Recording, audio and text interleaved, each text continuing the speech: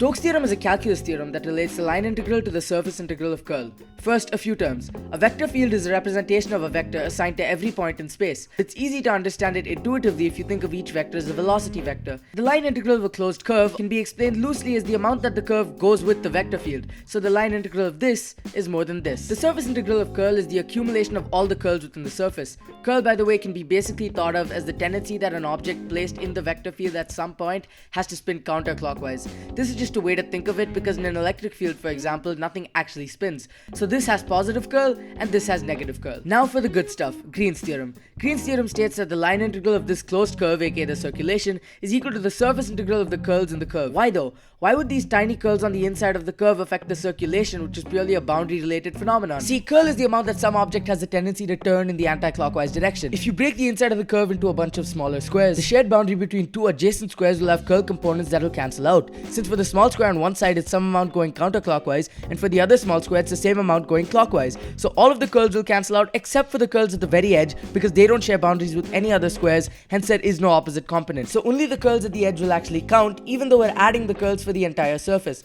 That's how it can equal a boundary phenomenon. This is Green's theorem, which is a special two-dimensional case of Stokes' theorem. The actual Stokes' theorem is logically the same but applied to 3 dimensions, which means that the math involved is a little bit more fancy, but still exactly the same idea. That's Stokes' theorem.